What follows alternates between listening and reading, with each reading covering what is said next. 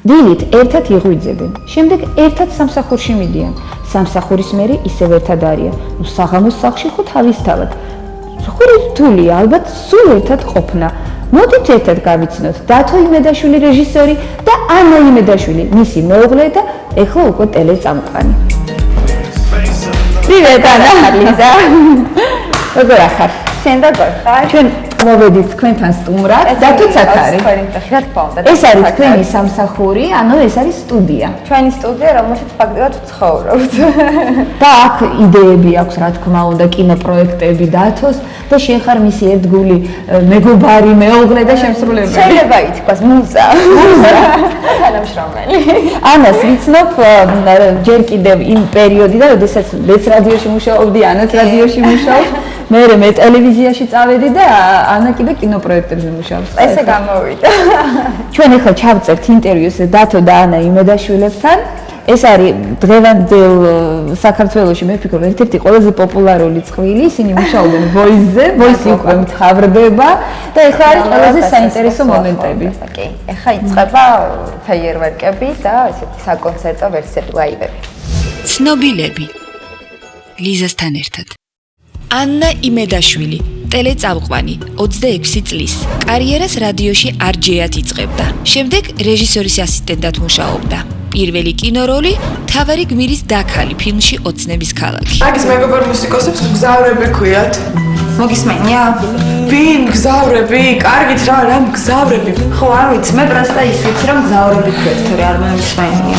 ამჟამად დუტასთან ერთად მიყავს შოუ ახალი ხმა. დათოსთან შეუღლების შემდეგ აიღო ქმრის გვარი იმედაშვილი. ისე როგორ მოხდა თქვენი გაცნობა? მაშინ იყავი ჯერ კიდე ქორწინებაში თუ არა?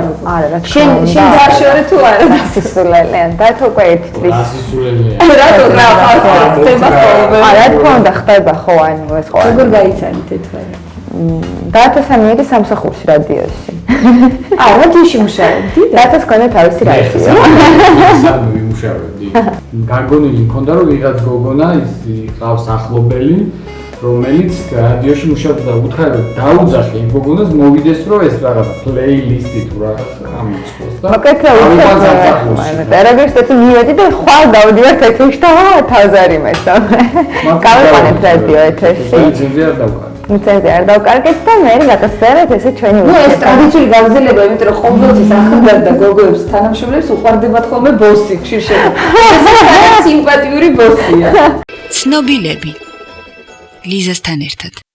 დათო იმედაშვილი, კინორეჟისორი, პროდიუსერი, 33 წლის. კარიერის დასაწყისში კლიპმეიკერი. მისი პირველი კინოფილმი ოცნების ქალაქი, სერიალი მეზობლები. ერთ-ერთი წარმატებული გადაცემა ტელევიზიაში ქალური ლოგიკა იმედზე. ამჟამად ტელეპროექტ ახალი ხმის პროდიუსერი. ასისტენტებმა მართლა მოიყვანეს სასტრაფო. პირველი ორი ქორწინებისგან ყავს 15 წლის ვაჟი და 10 წლის ქალიშვილი. დათო დიდი ხანია ვიცნობ, ანასაც ვიცნობ ჯერ კიდევ რადიოდან, მაგრამ მე ვფიქრობ, რომ ერთ-ერთი ყველაზე პოპულარული წყვილი გახდით მას შემდეგ, რაც ახალ ხმაში გამოჩდით ორივე ერთდროულად, ანუ ანა როგორც წამყვანი და დათო როგორც რეჟისორი. მე თანხმები? მე რეჟისორი არ ვარ ახალ ხმაში. ну პროდიუსერი, რა ვიცი, რეჟისორის ფუნქციასაც ხო ითავსებს. თავიდან ალბათ კი და ახლა უკვე როდესაც აეწყო ყველაფერი არა. ყავს არაჩვეულებრივი რეჟისორი ლაშა ცერიაშვილი, რომელიც ძალიან მაგარი ბიჭია და ძალიან კარგად აკეთებს. ამერიკული Voice-ის ქართული ვარიანტი მიმდინარე ტელესეზონში ყველაზე პოპულარული მუსიკალური პროექტია და ეს რა თქმა უნდა დათო იმედაშვილის დამსახურებაცაა. სხვათა შორის ამბობენ, რომ ქართული ახალი ხმა აი მაქსიმალურად იდენტურია აი ამ უცხოური ამერიკული ვერსიის, Voice-ის ვერსიისა. ფინანსები და ტექნოლოგიები ნამდვილად ახლოსაც არ ჩაუვლია. თუმცა გამოსახულებას ვცდილობთ, რომ შესაბამის ტემპორიტმში იყოს გადაღებული, დამონტაჟებული და შესაბამისი გამოსახულება ქონდეს. ტრენერები არიან საკმაოდ ცნობილი, ესე ვთქვათ, წვრთნელები. არ შეიძლება ტრენერები რო წვრთნელები არიან. საკმაოდ ესეთი პროფესიონალები თავის საქმის, მაგრამ უკვე სახელოვანები და შესაბამისად ყველა თავისი რაღაცა კაპრიზებით და შეიძლება პრეტენზიებით და თან ხშირ შემთხვევაში კონკურენტები არიან ერთმანეთის და ასე შემდეგ რა. აი როგორ არიგებთ ერთმანეთში? თავარი რაც უნდა იყოს ახალხმაში, მათ უნდა ქონდეთ კონკურენცია, იმიტომ რომ აქ არა მარტო კონკურსანტი იგებს ამ შოუს, აქ იგებს ის მწვრთნელი, ვისი კონკურსანტიც გახდება ახალი ხმა. მშვიდობის მტრედის ფუნქციას ასრულებ თუ არა დათო? ძე, როცა საჭიროა მშვიდობის მტრედი ვარ, როცა საჭიროა კატალიზატორი.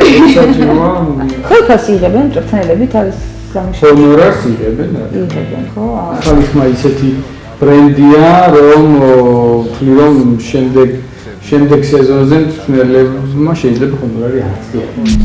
აი ეს თქმა მინდა და შენ რომ მიკითხე მწვრთნელების კონკურენცია და ასე შემდეგ ერთმანეთში. თავიდან უფრო აი ლაითად უდგებოდნენ, ალბათ ბოლომდე არ ქონდათ გათავისებული ეს ფუნქცია და ზოგადად ან კი ესე ხვდებოდნენ თავიანთ არც შოუში ყოფნის, მაგრამ მაინც ბოლომდე არ ქონდათ გათავისებული.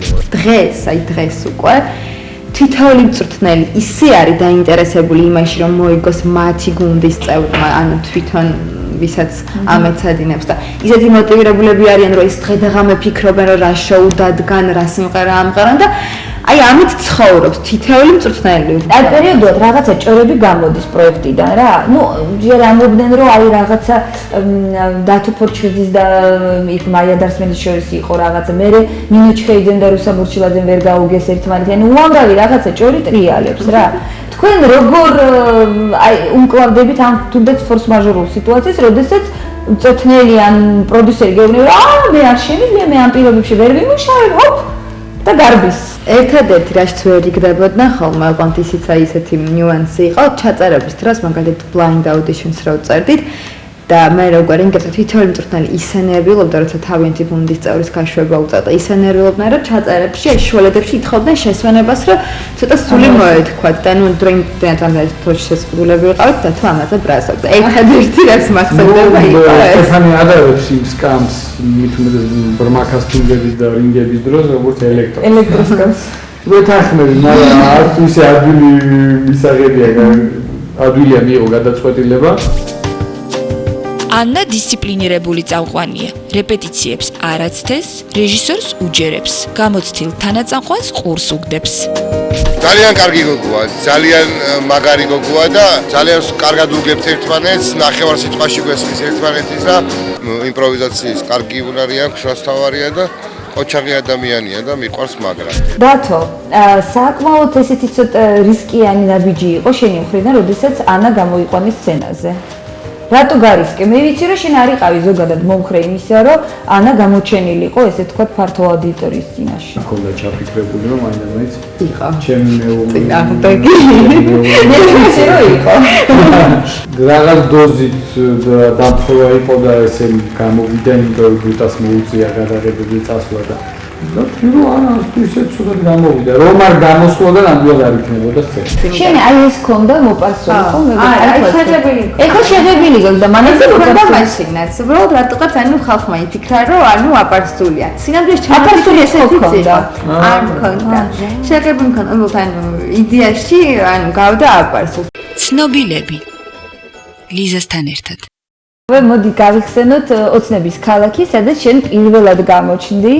ხო, ფილმში გადაგიღო დათო. საერთოდ არ მოიაზრებოდა ის, რომ მე უნდა მეთამაშა ფილმში. სულ სხვა ადამიანებზე იყო თავიდან გათვლილი. ვიცი, მე მახსოვს, რომ ეს სამი დაქალი უნდა ყოფილიყო ნინი ბადურაშვილი, თაკო გაჩეჩილაძე და ქრისტინე იმედაძე. ძალიან კარგად მახსოვს ეს პერიოდი.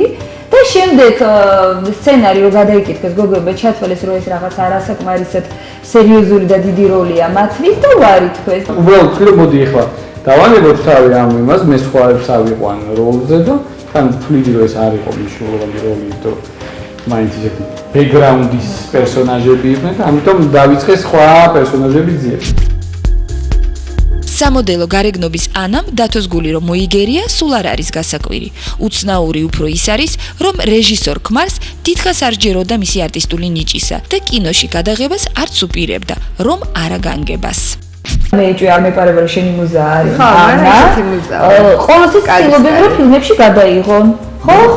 რომ გავიხსენოთ ეხლა მთელი ისტორია ჰოლივუდის ჯულიეტა მაზინა მაგარი. ანუ გადაიღო, კარგი მე ისე მოგიხურა, ხო? ანუ რაღაცა მე მე ეს მოთეკით არც გადამიღია ფილმი. ანუ ოცნების ქალაქის მერე ხუთმეტრაჟიანი ფილმის გადაღების საშუალება არ ქონდა.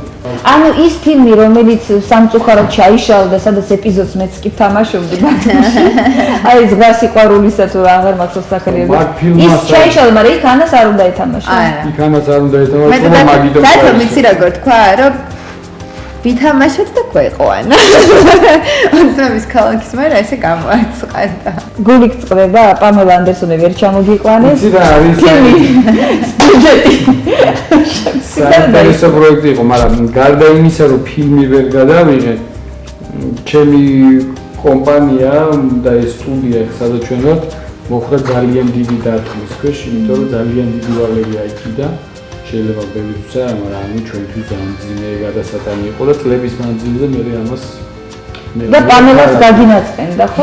პამელა არა მარტო გამინაწყენდა, ჩემი პირადი თანხა რომელიც მას ჩაურიცხა დეპოზიტზე, ისიც წამართვა და წაიღო.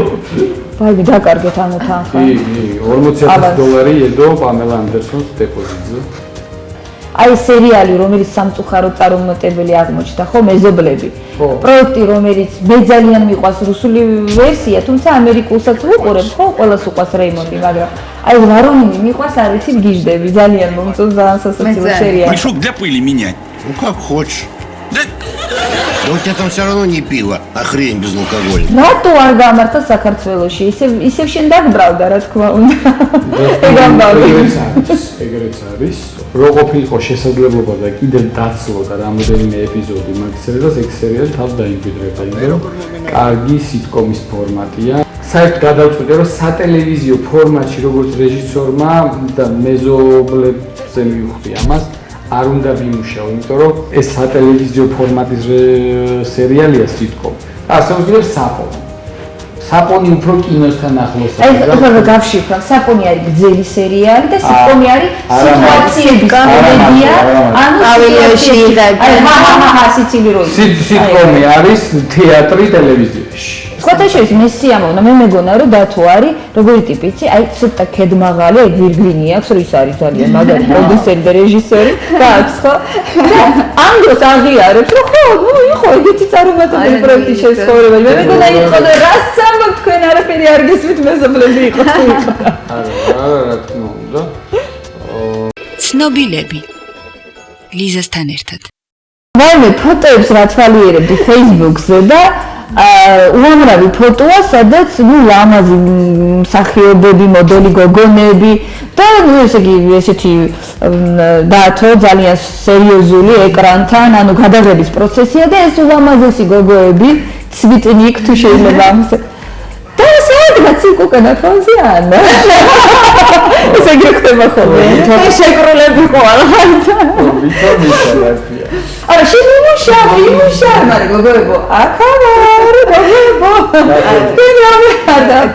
გათოს კი გამოვყავა კი მისთვის ესეთი იმის რომ მე ვარ მიგერა რომელიც ესე სახაზავი დაგის და რაღაცა არ ვარ ეგეთი ამის კი ძალიან ეჭვიანი ვარ მაგრამ საბაბი არასოდეს არ მაქვს უბრალოდ ეგეთი ვარ გიждდება ლამაზ ქალებზე არის კურო ზოდიაქოს ნიშნით ანუ ვენერა მისი მფარველი პლანეტა ანუ გიждდება ზოგადად აი სილამაზზე ყველაფერში მანქანაში ქალებში ამას ვერ დაუშლი და არც დაუშლი ესეთია ნამდვილად ეს მომწონს ესეთი როაგან არა ვერ დაუშლი და არც ეს გადამიდა ამომიჭერი მე მომეც ცნობილები ლიზასთან ერთად არა, საერთოდ აი ქალის საფოს აბზერელში ტრიალი შეგეხება თუ დემოკრატია გაქვთ ოჯახში? არა, მე მეხება. დათო საერთოდ არ ვიცი, მარტო რა იყოს და მე რა სადღაც გადავიხვეწო საერთოდ არ ვიცი 1 წლით და რაღაც 2 წლით. კოექს ვერ შეიწევს. კი არა, საჭმელი მზარე მქონდა სახში, მას ვერც ვერ გამოაღებს, რომ გამოიღოს საჭმელი. დათო ცნობილი ფაქტია, რომ შენ ორჯერ იყავი ქორწინებაში, 2 შვილი გყავს, ხო? წინა ქორწინებიდან. ეჭვიანობის მომენტი არ არის, თუნდაც აი შენი ყოფილი მეუღლესგან, აი რომ აი რატო უნდა გაუშვა ბავშვები ანასთან ერთად და რაღაცა ესეთი მომენტები, ნუ არ ვიცი, ჩემთვის პროექტ წარმოუდგენელია ესეთი მაღალი დონის ურთიერთობები ოჯახში. საერთოდ არაფერი არ აქვს შვილების დედებს, იმიტომ რომ ისინი არიან დედები და მე ვარ უბრალოდ მაცოლა, როგორც ისინი მეძახიან. და შესაბამისად, ანუ არ მგონია პირიქით, ანუ ძალიან კარგი ურთიერთობა გვქონდა დათოს ყოფილ ძალებთანაც მშვენივრად ვკონტაქტობ. ვფიქრებ, ანუ რომ არაფერი არ არის ამაში საეჭვიანი, ან რაღაცა მე კატასტროფა. მგონია რომ ეს პრობლემა არის მაინც თუ სადმე არის გაჩა საკითხი როგორ არის. იცი რა გარა დათო არის ღერძი, ანუ დათო არის ადამიანი, რომელიც ზრუნავს ყველაზე. და მე მეჩვენება რომ ბავშვებისთვისაც ავტორიტეტია, იმიტომ რომ მე მგონი ფროსიშვილიც აპირებს იგივე გზას მიყვეს, ხო? ფოტოკამერით არის კი, გადაცადულია ძალიან, ხა ვიდეოებსაც იღებს.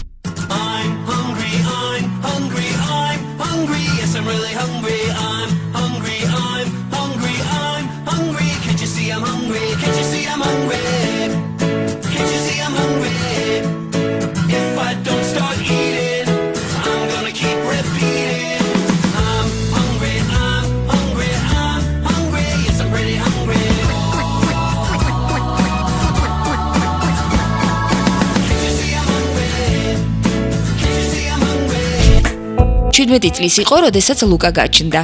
მაშინ მამობისთვის მზად არ იყო, თუმცა ანას განცხადებით ორივე შვილისთვის კარგი და ყურადღებიანი მამაა.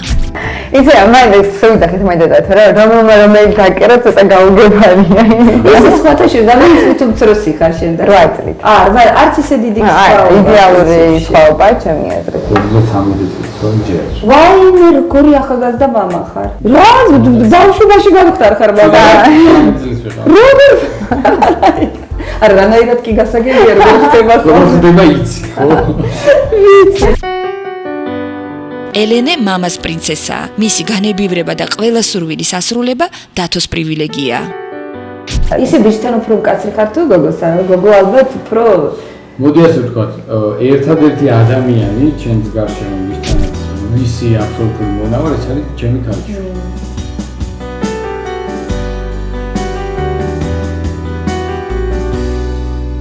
რომ არ გაგძელდეს ეს რიგი და რომ შენ იყო უკანასკნელი. ყველაზე სასურველი და საყვარელი. რა უნდა გააკეთო ამისთვის? სინამდვილეში მე არ ვიცი, ანუ ესე როგორ მე გარანტია არ ხდება ვიცი. გარანტია რა თქმა უნდა, ანუ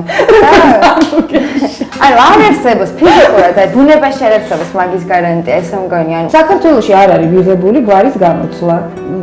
შვენიერი გვარი ქონდა ბარდაველი და მაგრამ გახდი იმედაშვილი, რატომ?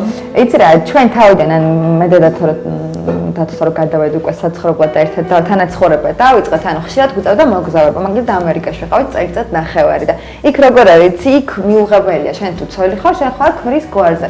და სიტყვაზე თავიდან სანამ ანუ იქ აპარტამენტს დავიქირავდით, ანუ სასტუმროში რო ჩერდებოდით, შევდით და ვეუბნებოდით, რომ ჩვენ ვართ ცოლ-ქმარი.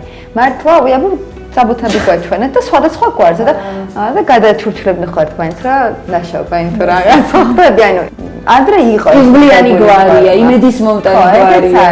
იმედზე მუშაობა ხო? ცნობილები ლიზასთან ერთად. შობა ყველა ოჯახისთვის ძალიან მნიშვნელოვანია. რა თქმა უნდა, დათო და ანა ერთად აღნიშნავენ ამ დღეს და დღეს ბავშვებიც შეუერთდებიან. ასე რომ ნახოთ ანა როგორ ფუსფუსებს სამზარეულოში. შობას ხვდებით მთელი ოჯახი ერთად.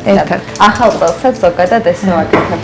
ხვდებით ხომ გააჩნია საათი. ანუ ზოგჯერ არის ხომ რა ჩვენ ოჯახში ვიკრიბებით, ზოგჯერ არის ხომ ჩემ დედამთილთან ყველანი, დათოს მამისი ოჯახი, ჩვენი ოჯახი, ბავშვები და არის ხომ საოცარი ჟრი, ამიტომ ესე ოჯახურად ვატარებთ ხოლმე და მე ზოგი სადმეც მე ვიქსაქსაბით, ზოგი მეგობრებში, ზოგი რესტორანში, ზოგი კლუბში, ანუ როგორც ხდება ხოლმე, აი ესე და დღეს რაღაცნაირად გადავწყვეტეთ, რომ რახან თქვენც მოდიოდით და ბავშვების გაცნობაც საინტერესო იქნებოდა მე დათა და ბავშვები დაგიმასპინძლებ. საერთოდ თუ გაქვს რაღაცა შენი საფირმო კერძი, რომელსაც აი საახალწლოდ ამზადებ ხოლმე. იცი როგორ არის? აი მაგალითად შარშან იყო, როდესაც მოდიოდა დრაკონის წელი, რახან დრაკონი იყო, მაინც ჩინეთთან ასოცირდება, იაპონიაც რაღაცა და დათოს ძალიან უყვარს სუში, მეც რაღა დაგიმალო და ვიცი სუშის კეთება და გავაკეთეთ ნაირ-ნაირი სუშები. გავაკეთე უფრო სწორად. ეხლა რაღაცა უნდა გავაკეთო, მოიცა შევაჭრო მაყურებელი. მე ვიცი რომ ერთ-ერთი ეგზოტიკური კერძი არის, მე მგონი ჩინეთში ამზადებენ გველს რა. წაერგებრი. ხო, სად შეიძინე ეს გველი? როგორ ოპერაციის დამზადებას ყაო ეხლა.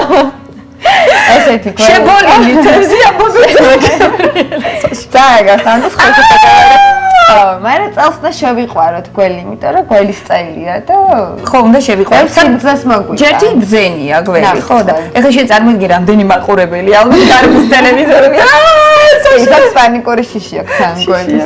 არა შენ არ გეშინია. ახლა ესე განსაკუთრებით. რისი გეშინია? აი ზოგს ეშინია გველების, ზოგს ვითხების, ზოგს კიდე რა წერების და რაღაცების. ეხა ესე არ მახსენდება, მაგრამ აუცილებლად იქნება რაღაც. ეხა ცოცხალი ის არ შემხვდეს დათვი ქუჩაში ძალიან შემიძლია. ხო ეგრესა. პრინცესები მოვიდნენ. პრინცესა და პრინცესა. ჩვენ უკვე ვიცით, გამარჯობა. ნახეთ რამდენი დახვდით აქ. რა მოიტანეთ? გამარჯობა. ბილობები მოგვიტანეს.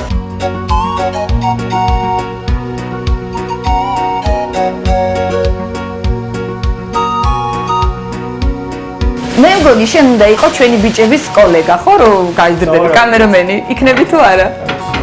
შენ ეს მითხარი, აი ახლა არის ძალიან მოდაში, აი ეს Gangnam Style და რაღაც, როგორც ეკავენ ხოლმე, იცი ელენა, εμείς ეკავენ არ გამომდის. როგორ უყურებ შენ, რომ რატო ხიტდება ესეთი მუსიკა? არ ვიცი, ეს სტილი არ მომწონს. აბა სტილი. Pink Floyd-ი ვიცი, ესეთი. აი მე რა სერიოზული აი ჩვენ მოგწონს ელენი დარწმუნებული ვარ ჩვენი მაყურებელი ელენი ხარ თუ არა Music Box-ის მაყურებელი ხო მოგწონს შენ ჩვენი მუსიკა ჰა ნახე ჩვენი არხი რა კარგი არხია ჰა ელენი აბა მითხარი შენი საყვარელი შემსრულებელი ვინ არის არ მყავს მორჩევის მომხრე რატო ჯასტინ ბიბერი არ გიყვარს ელენას ბიტლზები უყვარს ბიტლზი უყვარს აი კაი გემოვნება დათო ცნობილები ლიზასთან ერთად. დათო ძალიან ბევრი ნერვი დახარჯა იმაზე, რომ ეგეთი მთოლი გამხდარიყავი. მაგრამ ღირდა შედეგად. და სხვათა შორის შენ ტვინინგი გავუკეთე მანქანას და აბსოლუტურად განსხვავებული აი ამას წინათ იყო შემთხვევა მაღაზიასთან გავჩერდი და იქა ანალოგიური მანქანა იგივე ფერის ზუსტად, მაგრამ ჩემი სულ სხვა იყო. აი რომ გადმოვედი, ვერ მიხვდებოდი რა. სხვათა შორის ახლა საბარგული დავუყენე იმისი თხილამურა. მართლა ისევე? ორივე ცოლ-ქმარი საკმაოდ აზარტულია. ამაში დავწმუნდი, როდესაც ავტორბოლაში წყვილთან ერთად მონაწილეობა მივიღე. მაშინ დათომ მთავარი პრიზი მოგზაურობა ავსტრალიაში მოიგო. მოგზაურობა ძალიან უყვართ. ახლაც ამერიკაში წასვლას აპირებენ. მახსოვს შარშან გადავთი იმედზე და ვუყურე გადაცემას, რომელიც ძალიან ვიხალის. იმდენად ვიხალის, რომ მე ვიკითხე ვინ არის რეჟისორი და პროდიუსერი. აღმოჩნდა, რომ ეს იყო ქალური ლოგიკა. მე როგორც ყველა რეიტინგულ გადაცემას ჩვევია ხოლმე, რა თქმა უნდა, ატყდა სკანდალი და ერთი ამბავი, რომ რას ქვია, ესე იგი ჩვენ ქალების დისკრიმინაცია და ქალები არ არიან სულელები და ასე შემდეგ და ასე შემდეგ. მე მგონი ეს ყოველთხელი შეუწყო პოპულარობას, ხო? მოკლედ, საითი მიმყავს. ხო. მართლა ძალიან კარგი და სახალისო გადაცემა იყო ქალური ლოგიკა. Voice რომელი კომპანიის ფორმატიც არის ტალპასი. ქალური ლოგიკაც არის იგივე კომპანიის ფორმატი და ძალიან 15 ქვეყანაში არის გაყიდული და ეს ფორმატი წარმატებით გადის.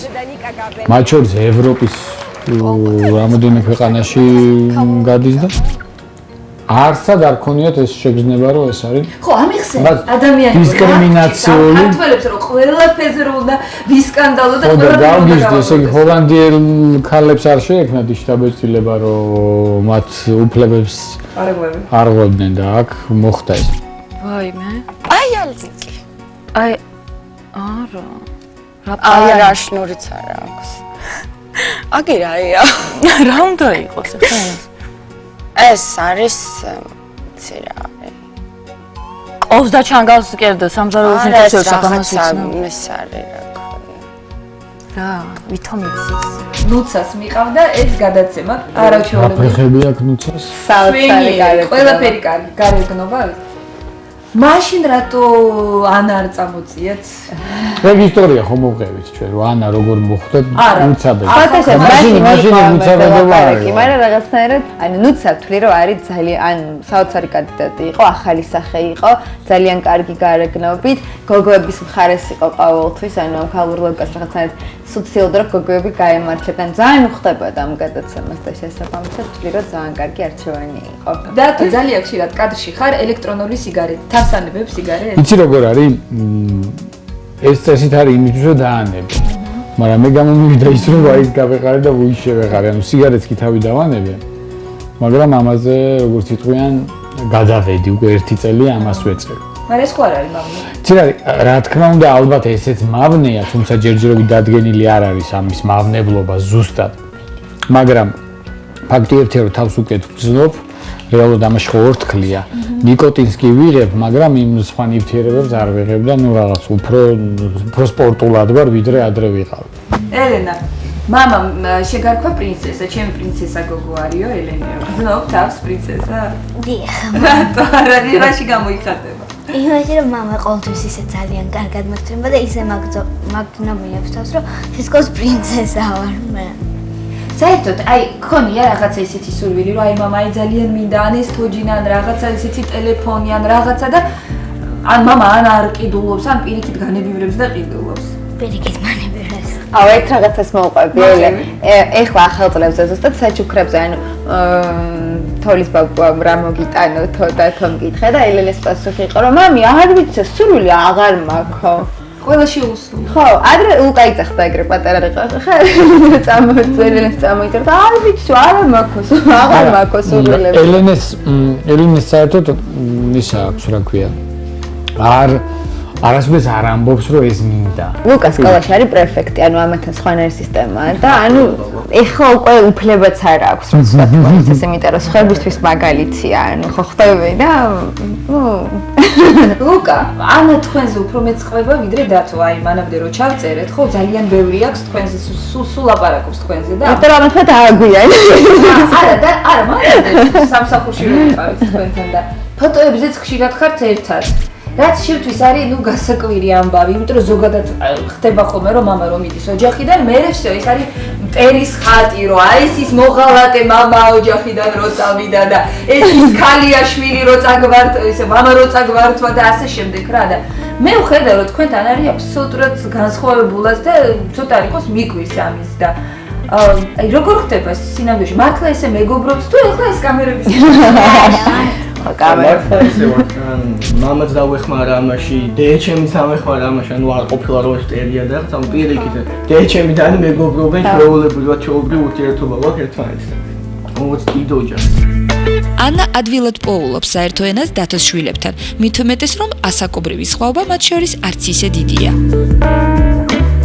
თან ასაკობრივი ანუ სხვაობით ძალიან დაბალია ჩვენ შორის ანუ მე და ლუკას შორის 10 წელია სხვაობა და ელენესთან 15 ანუ გონია და ისიც რაღაცნაირად გვეხმარება რომ რაღაცა მეგობრობ დედა არ ეჭვიანებს როდესაც შენ და ანი მიდიხარ სადმე საყიდლებზე არა საერთოდ ოჯახი არ ვიცი აქ რას ვაკეთებ საერთოდ უნდა ცნობილები ლიზასთან ერთად ამერიკაში ცხოვრობდი. რის გამო რატო იყავი ამერიკაში წასული? 2008 წელს როდესაც ჯერ კიდევ დაფრინავდნენ და ფილმს ბომბავდნენ. პირველ რაც მოხდა ეს იდეა წარმოიშვა რომ მოდი ხო არ გავაკეთოთ ამ მომზე ფილმი. ცდილობა რაც იყო 2008 წლის ნოემბერში კინოცენტრში 10000 გარი დამფინანსეს ეს პროექტი. რაც გულისხმობდა რას რომ მომზადებულიყო ზოგადი პროექტი, რომელიც წავიდოდა ამერიკის კინომარკეტზე, იქაური მხარე მზად იყო ამ პროექტში ინვესტირება განეხორციელებს. ის რომ შერონ სტოუნი ჩამოგვივიდა შენი წვლილი მიგეწვის. მანდ უკვე აღარ, მაგრამ კინოში ვინც იყვნენ დაკავებულები და კინოს პროდიუსინგში თავიდან ბოლომდე, სხვათა შორის ძალიან ისეთი უცნაურობები ახდა ამ ფილმს. თავიდანვე ძალიან გაჭირვებულად მიდიოდა. ჩვენ რა სცენარიც გქონდა რომელიც იყო ჩემი მეგობრის მანანა დოიაშვილის რომელიც გინდოდა გადაგბეღო ეს ფილმი ის სცენარი მოგყარეს და გადაიღეს რუსები მოხდა ის რომ ჩვენი ერთ-ერთი პარტნიორის ვისთან ერთად მუშაობდი მის იმეილები გატყდა ხურდობა მოხდა კი და სცენარი გადაიხეს იმეილები და მოგყარეს და სცენარი ანუ ფილმი ისე გადაიღეს რომ სახელებიც არ არის ფაქტიურად შეცვლილი ანუ სცენაში რა სახელებიც იყო ხო და ამას ქონდა ერთ-ერთი მიზეზი იმიტომ რომ ჩვენ ეს რომ მივხვდით რომ სცენარი დაკარგული გვაქვს უკვე გავაგზავნეთ თამაში საზოგადოდ რომ ვითომ ისევ იმ სცენარს ვიღებთ. და რადგანაც რესურსები და ფინანსებით ვერ გავასწრებდით რუსულ მხარეს, ამიტომ ეს ვითამაშეთ. სინამდვილეში დავიწყეთ სხვა სცენარის გამითარო, რომელიც მე უნდა ამერიკულ მხარეს გაეკეთებინა, მაგრამ სიჩქარეში რაც გააკეთეს, თვლი რომ არ არის ხარისხია. ლუკა, იქიდან გამომდინარე, რომ სერიოზულ მუსიკას უსმენ და კლიპებსაც იღებ უკვე და პრეფექტი ხარ. შესაბამისად გაქვს შენი ხედვა თუნდაც იმაზე, რასაც აკეთებს მამა. ეხლა შეიძლება ობიექტურად შეაფასო მისი რომელიმე პროექტი, რომელიც შემიგაშნია, რომ ყველაზე ღირებული და საინტერესოა. იმიტომ რომ ეხლა ოცნების ქალაქზეც ზოგს მოეწონა, ზოგს არა, ზოგი ამბობს, რომ ისეთია აჩვეულებრივი კომედია და რაღაცა, მაგრამ არის ისეთი ნამუშევარი, რომელსაც შენ ამბობ, რომ ყველა პროექტს თავის კარგი მხარესაც უდიფხას, რაღაცები მაგარი იყო, რაღაცები არ იყო კარგი. ესე საერთო ჯამში მომწონს ყველაფერი. კარგი. ყველა პროექტი მოგეწონა? კი. რასაც აკეთებს მამაკაცი. გინდა ტელევიზიაში, გინდა კინოში. კი. აი, იცი როგორ არის? იცი როგორ არის? ყველაფერი მას კი მეც არ მომწონს და ლუკასაც ძალიან ბევრჯერ უთქვამს ჩემთვის. ეხლა ყველა გერიდება, შეგიძლია. ხო, ეხლა აშკარად გერიდება. შეგიძლია თქვა თავისუფლად. უთქვამს პირდაპირ ჩემთვის, რომ იცი რა, ეს არ გამოგვივიდა. მეც ესე ვფიქრობ, იმიტომ რომ დათო შენ და გულახდილი ადამიანი, თუნდაც მაშინ მეზობლებს ისე გამაკვირე, როდესაც აღიარე, ხო, ნუ ეს არისო ესეთი კარგი. მეც ვხედავ მაგალითად, იგივე ამ აგვისტოს 5 დღეში მომეჩვენა, რომ ზედმეტად პროპაგანდისტული ფილმი გამოვიდა, რაც მე ზოგადად როგორც მაყურებელს, აი ეს ცოტა იგზნობა არა გულწრფელობა ამაში, ხო? რაღაც მომენტები, ხო და მეტად ჩვენ როგორც გულშემატკივრები ისე ვუყურებთ, იმიტომ რომ ქართული მხარე ვართ და ანუ მაინც იგრძნობა. ხო, და ამას ვამბობ ზუსტად, რომ სადღაც არის ძალიან კარგი რაღაც მომენტები, კარგად გადაღებული თუნდაც და სადღაც არის შეიძლება სცენარის სისუსტეები და რაღაცა. სხვადასხვა შარშან თხოვაა, რომ ძირითადად ლუკა რასაც იღებს თავისი ფოტოაპარატი აქვს, საკმაოდ მაღალი ხარისხის. და სამოყვარულო ვიდეო კამერით იღებს და შარშან თხოვა, რომ სკოლას გავუკეთებ ვიდეოს. კარგი მეთქი და პროფესიონალური კინოკამერა გავატანეთ. ორი ბიჭიც მიეხმარა და საკმაოდ ისეთი ვიდეო დადო, რომელიც თავისუფლად გამოდგება მაღალი ხარისხის სარეკლამო რგოლად და სხვადასხვა იყენებს კიდევაც სკოლა ამ ვიდეოს. და ანა ეხლა კითხვა შენ, მე ვიცი რომ მიემგზავრებით ამერიკაში, ეს არის უბრალოდ მოგზაურობა, ანუ რთული პროექტის დასრულების შემდეგ, თუ რა ისევ რაღაც საქმიანი მოლაპარაკება. როგორც იცი, ანუ პროექტის გამარჯვებული Universal-ში ჩაწერს singles.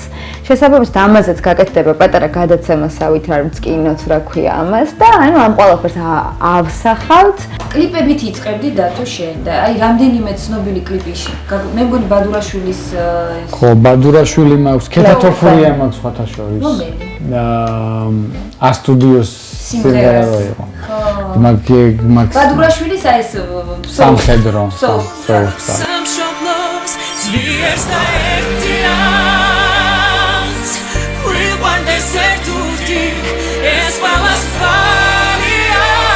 ხო, იმიტომ მე შენ ვიცნობდი როგორც კლიპმეიკერს იმ პერიოდში. მაშინ ახლა მე ნელ-ნელა გაჩნდა იმის ცირედი შანსები, რომ კინო გაგუკეთებინათ, თორემ მანამდე კლიპი იყო ერთადერთი საშუალება. ერთადერთი რაც მე დამრჩა უბრალოდ დასამატებელი, რომ მოვიხიბლე იმედაშვილების ოჯახის და ბედნიერ შობას, ბედნიერ ახალ წელს და ყველაფერს კარგს გისურვებ ყველას. მადლობა თქვენცაც. ძალიან დიდი მადლობა და ასევე Music Box ლიზა პირადად გისურვებთ აი ყველაზე მაგარ წელს.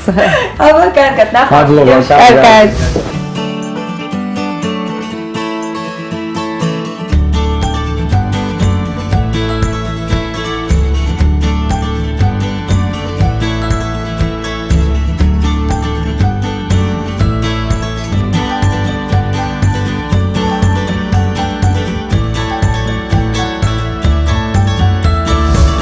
ცნობილები ლიზასთან ერთად